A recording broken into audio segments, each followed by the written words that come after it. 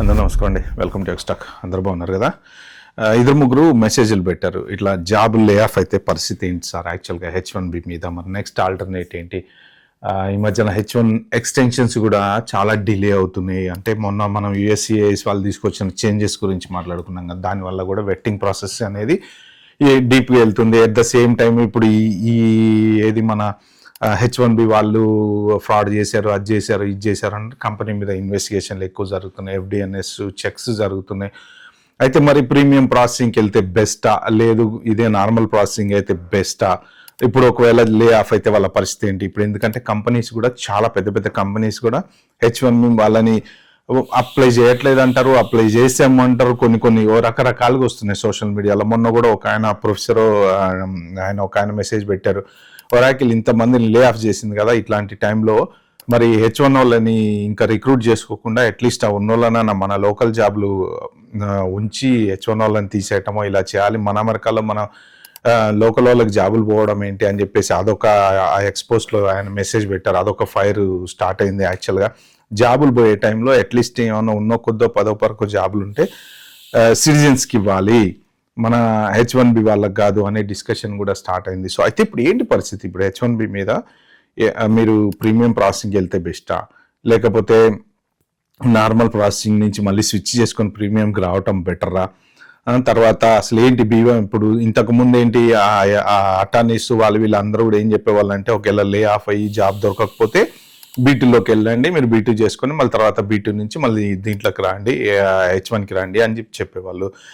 ఇప్పుడు ఆ process possibility ఉందా లేదా? సో అవన్నీ పర్టికులర్ వీడియోలో అయితే మాట్లాడుకుందాం. అయితే ఏంటంటే మెయిన్ ఇంపార్టెంట్ థింగ్, ఇంతకుముందు USCIS వాళ్ళే చెప్పారు కదా, మనం విజిట్ వీసా మించి B2లోకి వెళ్ళొచ్చు, మళ్ళీ B2లోంచి మళ్ళీ H1కి రావచ్చు అని చెప్పేసి. మరి ఇప్పుడు ఏంటి ప్రాబ్లము అంటే, ఆ పర్టికులర్ సెక్షన్ ఏదైతే వాళ్ళు USCIS వెబ్సైట్లో ఇంతకుముందు పెట్టారో అది ఇప్పుడు ఆర్కైవ్ చేశారు. ఆ పేజీ వచ్చేసి ఆర్కైవ్ చేశారనమాట. సో ఇప్పుడు వాళ్ళు చెప్పేది ఏంటంటే, B2 అనేది visitor visa. Okay, visitor visa మీకు H1 మీద జాబ్లో ఉన్నారు, మీకు లే ఆఫ్ అయ్యారు. ఓకే, మీరు B2 అప్లై చేసుకున్నారు ఫర్ ఎనీ రీజన్, ఏదో ఒకటి మీకు జాబ్ దొరకలేదో వాట్ ఎవర్ ఇట్ ఈస్. అప్పుడు B2 రూల్స్ ఏంటి జనరల్గా? ఇప్పుడు ఇండియాలోంచి ఒక మన పేరెంటో ఎవరో B2 అప్లై చేసుకుంటారండి, for example B1 B2 whatever it is. మీ ఇంటెంట్ ఏంటి?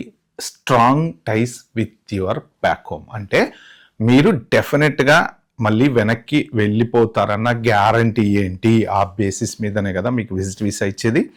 That's exactly the same rule now they are looking in to your application even in United States as well. మీరు యూఎస్లో అప్లై చేసినా మీకు strong టైస్ ఉన్నాయా ఇండియాకి? Just మేము B2లో ఉన్నాము, మాకు వీసా ఇవ్వండి, కొన్ని రోజులు మేము అన్ని ప్రాబ్లమ్స్ అన్ని సెటిల్ చేసుకుంటాము అని కాదు. B2 రూల్ ఏంటి అంటే, మీరు గ్యారంటీగా వెళ్ళిపోతాము అనేది విజిట్ వీసా. ఆల్మోస్ట్ ఏ కంట్రీకైనా అదే రూల్, మీకు గ్యారంటీగా వెళ్ళిపోతాం అని ఏంటంటే, ఇదివరకు అలా B2 చేసుకున్నారు, H1కి వచ్చారు.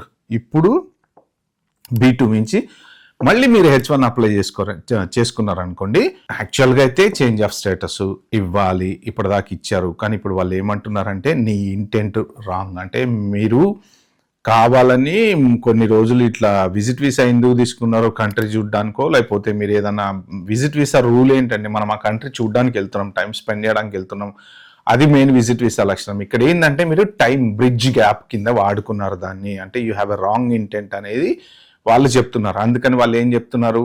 RFEలు ఇస్తున్నారు. RFEలు ఇచ్చి మరి B2 నుంచి H1కి ఎట్లా వస్తా అంటున్నాడు ఆయన ఎందుకు B2 మీదకి వెళ్ళాడు?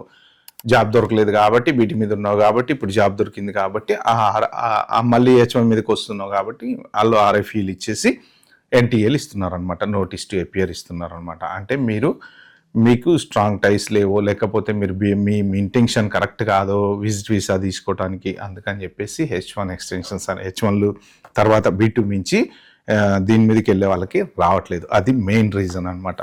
సో మీకు B2 వీసా వస్తుంది, నో ప్రాబ్లం, తర్వాత H1 అయితే రాదు. మరి ఇంకా ఆప్షన్స్ ఏమున్నాయి? మరి జాబ్ పోయింది, ఇప్పుడు B2 తీసుకుంటే మరి ఈ ప్రాబ్లం వస్తుంది అంటే, మీకున్న ఆప్షన్స్ ఏదర్ O1 వీసాకి వెళ్ళడము, ఎక్స్ట్రాడినరీ స్కిల్ వీసా ఒకటి ఉంది కదా, దాంట్లోకి వెళ్ళడము. దాని మీద కూడా ఈ మధ్యన స్టార్ట్ అయిపోయినాయి సోషల్ మీడియాలో చాలా ఎక్స్పోస్ట్లు. మీరు ఎంతవరకు చూసారో నాకు తెలియదులే, కానీ Indians are misusing O1 visa అని చెప్పేసి అవి కూడా అంటే H1 ఇప్పుడు చాలా టైట్ అయింది కాబట్టి O1 వీసాని కూడా వాళ్ళు మిస్యూజ్ చేస్తున్నారు అని చెప్పేసి అవి కూడా సోషల్ మీడియాలో వచ్చేస్తున్నాయి పోస్టులు. మరి నెక్స్ట్ ఆల్టర్నేట్ ఏంటి అంటే జనరల్గా F1 స్టూడెంట్ వీసా. సో అంటే ఇప్పుడు స్టూడెంట్ వీసా ఒక 5 ఏళ్ళు 10 ఏళ్ళు అమెరికాలో ఉన్న వాళ్ళు ఏదైనా నేను మాస్టర్స్ చదువుకుంటా ఇంకోటి చదువుకుంటా అని చెప్పి స్కిల్ అప్డేట్ కింద జాయిన్ అవ్వచ్చు. కానీ ఒక 15 ఏళ్ళు ఉండి ఇప్పుడు అన్ని సంవత్సరాలు పనిచేసిన తర్వాత నేను మళ్ళీ స్టూడెంట్కి వెళ్తా అంటే వెళ్ళచ్చు. స్టిల్ దెర్ ఈస్ ఛాన్స్, దాంట్లో ప్రాబ్లం అయితే ఏం లేదులే. కానీ బట్ అది మీరు చూస్ చేసుకునేటువంటి కోర్సు. ఫర్ ఎగ్జాంపుల్ మీరు అకౌంటింగ్లో ఉన్నారు, 10 సంవత్సరాలు పనిచేశారు, ఒక మాస్టర్స్ చేద్దాం అనుకుంటున్నాను నేను కొంచెం మళ్ళీ స్కిల్ అప్డేట్ చేద్దాం అనుకున్నా, PhD చేద్దాం అనుకున్నా, స్కిల్ అప్డేట్ చేద్దాం అనుకున్నా, అలాంటి ఇదైతే ఓకే. కానీ ఏమవుతుంది, మళ్ళీ మీరు F1 వీసాలోకి వచ్చారనుకోండి, మీరు టైం గ్యాప్ తీసుకోవడానికి ఆ పర్టికులర్ కోర్స్ ఏదో 1 year లేకపోతే 1.5 year తీసుకోవాలి. మళ్ళీ మధ్యలో మళ్ళీ H1 వస్తే మళ్ళీ మీరు F1 నుంచి మళ్ళీ చేంజ్ ఆఫ్ స్టేటస్కి బ్యాక్ అవ్వాలి. అప్పుడు కూడా వాళ్ళకి క్వశ్చన్ చేయొచ్చు, మీ ఇంటెంట్ కరెక్ట్ కాదు కదా, మీ ఇంటెన్షన్ ఇక్కడ ఏదో బ్రిడ్జ్ గ్యాప్ చేసుకుంటున్నారు అని కూడా అనొచ్చు. బట్ ఏంటంటే అట్లీస్ట్ మీరు కవర్ చేసుకోవడానికి ఆ గ్యాప్ మీరు B2 నుంచి H1కి వచ్చిన దానికన్నా F1 నుంచి H1కి వస్తే చాలా మంది Day 1 CPT కూడా తీసుకుంటున్నారు. Day 1 CPT తీసుకుంటున్నారు, జాబులు చేసుకుంటున్నారు. Alternative F1 visa. సో ఒకవేళ మీరు అక్కడే ఉండి కంటిన్యూ అవ్వాలి అని అనుకుంటే B2 అయితే కరెక్ట్ ఆల్టర్నేట్ అయితే కాదని అయితే ఖచ్చితంగా సోషల్ మీడియాలో చాలా చోట్ల కూడా ఎక్కడ చూసినా అదే చెప్తున్నారు. ఈ అటార్నీస్ వాళ్ళు కూడా అదే చెప్తున్నారు. ఎస్, ఇంతకుముందు మేమే చెప్పాము తీసుకోమని, కానీ ఇప్పుడు తీసుకోవద్దు. తీసుకుంటే మళ్ళీ మీకు రిటర్న్ H1B రావడం అయితే కష్టం. సో ఇది మెయిన్ ఉన్న ఆల్టర్నేట్ ఏంటంటే F1 వీసా మాత్రమే. సో మీరు F1కి వెళ్ళండి, కావాలంటే మళ్ళీ జాబ్ వచ్చాక F1 నుంచి రిటర్న్ రండి. సో దాన్ని ఇంకా వేరే O1 J1 ఇవే ఉన్నాయి వస్తే చేసుకోవచ్చు, లేకపోతే క్యాప్ ఎగ్జామ్ట్ H1లో వస్తే అప్లై చేసుకోవచ్చు. బట్ ఏదైనా కానీ వెట్టింగ్ అనేది చాలా స్ట్రాంగ్గా జరుగుతుంది కాబట్టి సింపుల్గా ఇదివరకు ఆడినట్టు గేమ్స్ ఆడటం అయితే పాసిబుల్ కాదు ఇప్పుడు. అన్లెస్ అంటిల్ మీరు గనక జెన్యూన్గా మీ ఇంటెన్షన్ జెన్యూన్గా లేదు అని అనుకుంటే మాత్రం వీసా రావడం కొంచెం కష్టంగా ఉంది. ఎందుకంటే ప్రస్తుతానికి లే ఆఫ్లు బాగా జరుగుతున్నాయి కాబట్టి కంపెనీస్కి గవర్నమెంట్ స్ట్రిక్ట్ వార్నింగ్ ఇచ్చింది. ఇన్ని లే ఆఫ్ల మధ్య నువ్వు లోకల్లోనే తీసుకోవాలి, H1 వాళ్ళని తీసుకోవద్దు అని చెప్పేసి. ఎట్ ద సేమ్ టైం జాబులు తగ్గిపోతున్నాయి కాబట్టి వీసాల ఎక్స్టెన్షన్ రావడం చాలా స్ట్రాంగ్ అనమాట. అది ఒకటి. నెక్స్ట్ H1B ప్రీమియం ప్రాసెసింగ్ బెటరా, నార్మల్ ప్రాసెసింగ్ బెటరా? నన్ను మొన్న నాకు ఇన్స్టాలో ఒక అతను మెసేజ్ చేశారు, అన్న ఇట్లా ఆల్రెడీ మేము అప్లై చేస్తున్నాము, మా ఎవరైతే కంపెనీ ఉంటాడో ఆయన అప్లై చేశారు, ప్రీమియం ప్రాసెసింగ్కి మార్చుకోమంటున్నాడు. ప్రీమియం ప్రాసెసింగ్కి వెళ్తే మీరు డబ్బులు కట్టుకోవాలి, కంపెనీ కట్టదు. కంపెనీ జనరల్ ప్రాసెసింగే కడుతుంది. ఇక అన్లెస్ అంటిల్ వాళ్ళు మీ మంచి ఎంప్లాయీ కోసం నేను ఎంతనైతే $3,000 ఎంత ఉంటుంది కదా, నేను పెట్టుకుంటా, నాకేం ప్రాబ్లం లేదు అంటే కట్టచ్చు, నో ప్రాబ్లం. సో అది ఇక బిట్వీన్ యూ అండ్ కంపెనీ అనమాట. చాలామంది ఏమంటారంటే మిమ్మల్ని పెట్టుకొని కట్టుకోమంటుంటారు. అయితే ఒకటి ఏంటంటే మీరు కానీ ప్రీమియం ప్రాసెసింగ్కి వెళ్తే మాత్రం చూసుకోండి, మీకు ఎటువంటి ప్రాబ్లమ్స్ లేవు అని అనుకుంటే ప్రీమియం ప్రాసెసింగ్కి వెళ్ళండి. ఎందుకు అంటే జనరల్గా ప్రీమియం ప్రాసెసింగ్కి వెళ్ళినవన్నీ అప్రూవ్ అవుతున్నాయి. బట్ ఒక్కవేళ కనుక మీరు సింపుల్గా జాబ్ లేకుండా మీరు పేరోల్ రన్ చేసుకుంటూ ఉంటూనో లేకపోతే ఇలాగా ఎట్లాంటివి మీకు ఏమైనా ఇంతకుముందు ఇష్యూస్ ఉన్నాయో ఇలాంటివి ఏమైనా ఉంటే ప్రీమియం ప్రాసెసింగ్లో కనుక మీకు రిజెక్ట్ అవుతే the moment you have to leave the country.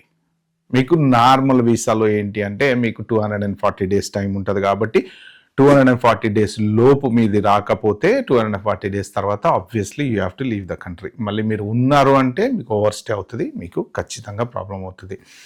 So ఇప్పుడు ఆల్రెడీ రెగ్యులర్ అప్లికేషన్ ఉంది మీది, మళ్ళీ ప్రీమియం ప్రాసెసింగ్ స్విచ్ చేసుకోవచ్చా అంటే చేసుకోవచ్చు. కాకపోతే రిస్క్. అది ఎందుకు రిస్క్ అంటే ఆ డిలే ఎందుకు జరిగింది? ఫస్ట్ ఆఫ్ ఆల్ 240 days అండి. ఓకే, ఒక 4 నెలలు అయింది, మీది ఇంకా రాలేదు, అప్డేట్ కాలేదు. 5 నెలలు అయింది, అప్డేట్ కాలేదు. మీరు ప్రీమియం ప్రాసెసింగ్ స్విచ్ చేసుకున్నారు. వాళ్ళు ఒక RFE పంపించి ఉండొచ్చో, లేకపోతే వాళ్ళు ఏమన్నా చెక్ చేస్తుండొచ్చో, బ్యాక్గ్రౌండ్ వెరిఫికేషన్ చేస్తుండొచ్చో, ఇంకోటి చేస్తుండొచ్చో. ప్రీమియం ప్రాసెసింగ్ స్విచ్ చేసుకోగానే మీ వీసా డినే అయింది, వెళ్ళిపోంటారా బాబు అంటే మీరు ప్యాక్ చేసుకొని బ్యాగ్స్ రెడీగా పెట్టుకొని ఉండాలన్నమాట. రిజెక్ట్ అవుతుందని గ్యారంటీ లేదు. బట్ ఒకవేళ రిజెక్ట్ అవుతే మీకు you have no choice but to leave the country.